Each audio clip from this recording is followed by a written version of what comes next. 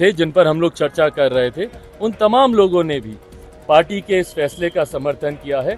इस अलायंस में एकता, जहां पर एक राज्य में आप साथ हैं तो दूसरे में आप उन्हीं के खिलाफ हैं। उन संभावित प्रत्याशियों का भी मैं आभार प्रकट करता हूं, जिनकी उम्मीदें थी, जिनकी अपेक्षाएं थीं, पर उन्होंने भी बहुत विनम्रता से उन्होंने पार्टी के इस फैसले को कबूला। उन्होंने इस बात को समझा कि मात्र 5 सीटों पर 50 लोगों को नहीं समाहित किया जा सकता। उन्होंने पार्टी पे विश्वास रखते हुए, कल दिन भर मेरी सबसे लगभग बातचीत हुई है, जिन जिन लोगों को भी, जिनके नाम संसदीय बोर्ड के द्वारा प्रस्तावित थे, जिन पर हम लोग चर्चा कर रहे थे, उन तमाम लोगों ने भी पार्टी के इस फैसले का समर्थन किया है।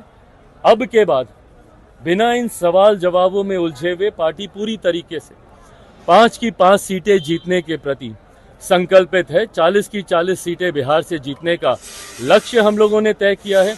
मेरे लिए, मेरी पार्टी के लिए ये खुशी और गर्व की बात है कि जब हमारे प्रधानमंत्री, जिनको तीसरी बार हम लोग देश का प्रधानमंत्री बनाने के लक्ष्य के साथ हम लोग उतरे हैं, जब मेरे प्रधानमंत्री जब बिहार की धरती पर अपने चुनाव प्रचार की शुरुआत करेंगे तो वो मेरी कर्मभूमि जमुई से शुरुआत करेंगे। सबसे पहले वो 4 तारीख को दिन में 12 बजे प्रधानमंत्री वहां पर पहुंचेंगे। 4 तारीख को वहीं से वो चुनावी प्रचार की वो शुरुआत करेंगे। ऐसे में जब प्रधानमंत्री आ रहे हैं तो हम लोग की जिम्मेदारी, जवाबदेही और ज़्यादा बढ़ जाती है। पहले वहाँ की सभा को हम लोग को मजबूत, बड़ा खूबसूरत, पिछली बार की सभाओं की तस्वीरें अगर आप लोग के पास हो तो मुझे लगता है बिहार की सबसे बड़ी सभाओं में से वो एक थी। लोकतंत्र बचाने के लिए इंडी गठबंधन की बड़ी रैली हुई है, इस पर आपका क्या कहना है? भाई, अब जो लोग लोकतंत्र बचाने के लिए रामलीला मैदान में जुटे हैं, वो लोग उन लोगों की पैरवी कर रहे हैं जो लोग इन्हीं लोगों को भ्रष्टाचारी बताते थे। अब मैं नाम लेकर स्पष्ट करता हूं। अरविंद केजरीवाल जी की को लेकर बहुत लोग चिंतित हुए कि भैया उनको जेल में डाल दिया गया, उनके साथ गलत सलूक हुआ, और उसके लिए अरविंद केजरीवाल जी के लिए, सुरेंद्र साहब के लिए सब लोग वहां पर इकट्ठा हुए। अब ये वही अरविंद केजरीवाल जी हैं जो दिल्ली के उसी रामलीला मैदान में अन्ना हजारे जी के साथ एक पर्ची लेकर घूमते थे भ्रष्टाचारियों की, जिनमें कांग्रेस और विभिन्न पार्टियों के कई नेताओं के नाम होते थे। वो तमाम अधिकांश नेता आज उनके समर्थन में उस मंच पर मौजूद हैं। ये विरोधाभास दर्शाता है, ये दिखाता है कि राजनीतिक विडंबनाएं कभी कभी आपको मजबूर कर देती हैं कि कल तक जो आपकी खिलाफत कर रहे थे, आज उन्हीं का समर्थन करने आप वहां पर आए हैं।